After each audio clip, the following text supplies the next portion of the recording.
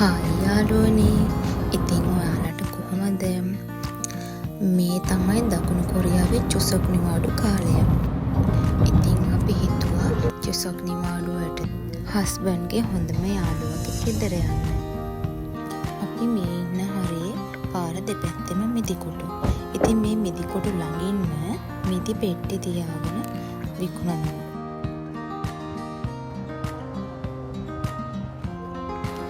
මේ ඔයාලට පේන්නේ මිදි කොටුවක්. පාර එක පැත්තක තියෙන මේ දිගටම තියෙන්නේ මිදි.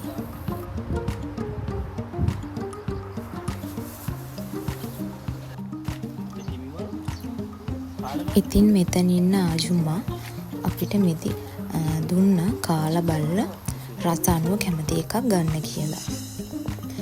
ඇත්තටම රසයි ඒ කාපු දම් පාට එකත් රසයි, මෙන්න මේ කාපු කොළ පාට මිදි එකත් රසයි.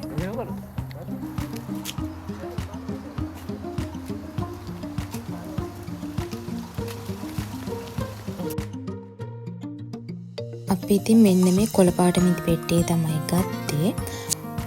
එයා ඇත්තටම එතන හිටපු අජුම්මා අපිට වැඩිපුර ගොඩාක් දුන්නා මේ පේනවලේ. අපිත් එක්ක ගිය අනිත් අය දම් පාට මිදියකින් පෙට්ටියක් ගත්තා. පුරක් දෙන්න. 맛있어요.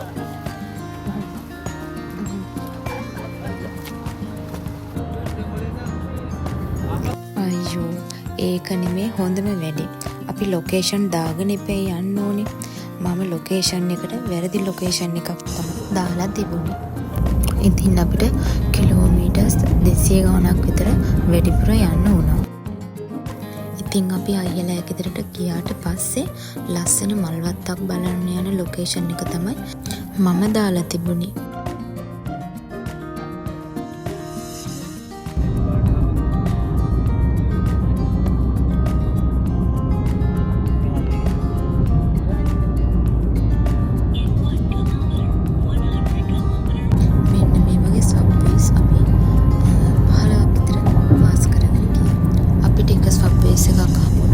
කිලෝමීටර 6ක් විතර දුරයි.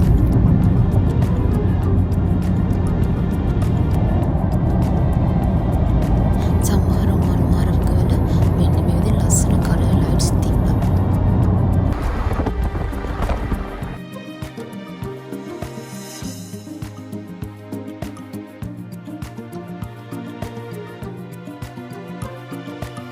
අපි හයිවේ එකේ තමයි ගියේ.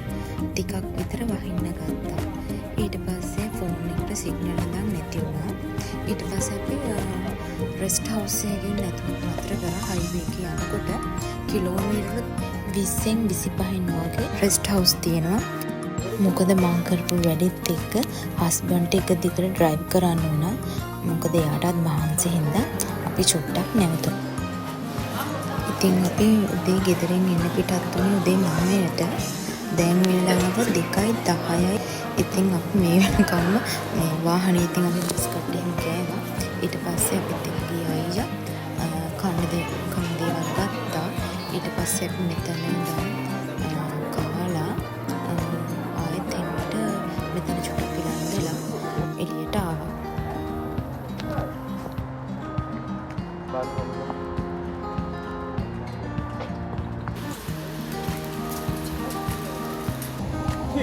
අපි එතනින්ම ආයෙත් සෙල්ෆ් පෙට්‍රල් ගහගත්තා. මොකද අපිට ආයෙත් කිලෝමීටර් ගාණක් එන්න තියෙනවා හයිවේ එකේ.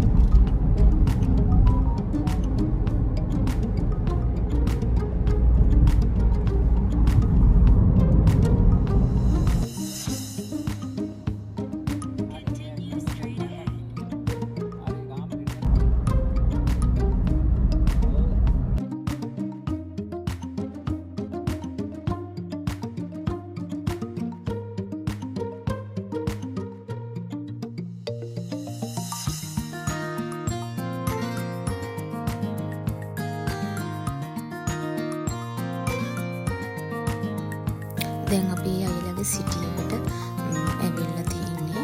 ඉතින් අපි 9ට ආපු ගමන දැන් 3:40යි. ඉතින් අපිට ඉක්මනටම එන්න පුළුවන් ගමන මම නිසා ගොඩක් පරක්කු වුණා. අපි ඊට පස්සේ මාර්ට් එකටත් ගිහිල්ලා ඉක්මනටම අයියලා ගෙදරට ගියා. ඉතින් අපි උදේම ආවේ දවල් වෙලා අපිට ඇවිදින්න යන්න. ඉතින් අපි එනකොටම හවස් වෙලා. ඉතින් අපි අයියලා ඇතර ගිහිල්ලා ඉක්මනට කාලා මේ ආයෙත් ඉතින් අපි හැමම ආවා ඇවිදින්න යන්න.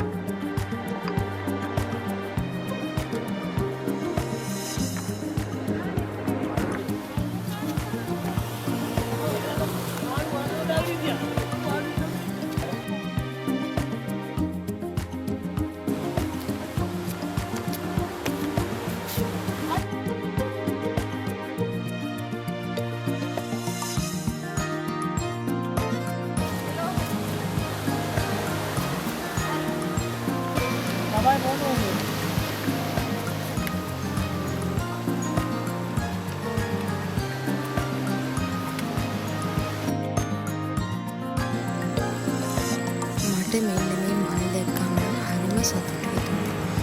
මේ කණීරු මල් ලංකාවෙත් මම හරිම ආසයි. මලක් තමයි මේ.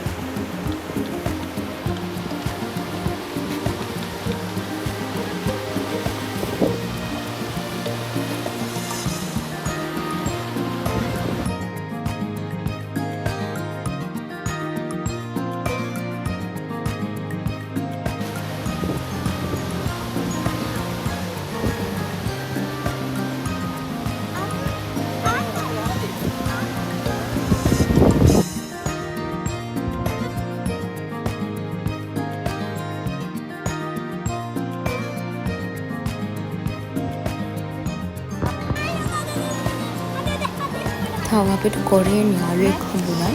එයා ෆොටෝග්‍රැෆර් කෙනෙක්ලු. අපි ෆොටෝස් ගහනවා දැකලා එයා ඊට පස්සේ අපේ මේ ෆොටෝස් ගහලා දුන්නා.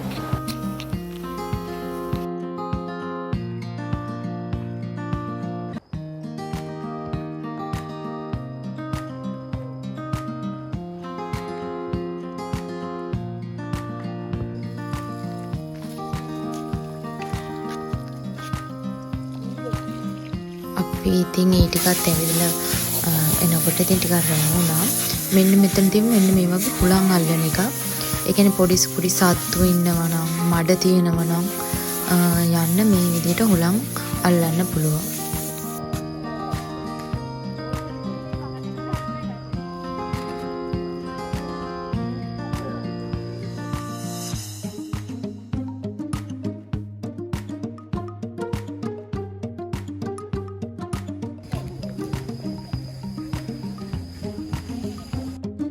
දැන් නම් ඉතින් තවත් ටිකක් කරවල වැටිලා අයියාගේ බබාට පොඩ්ඩක් සෙල්ලම් කරන්න අපි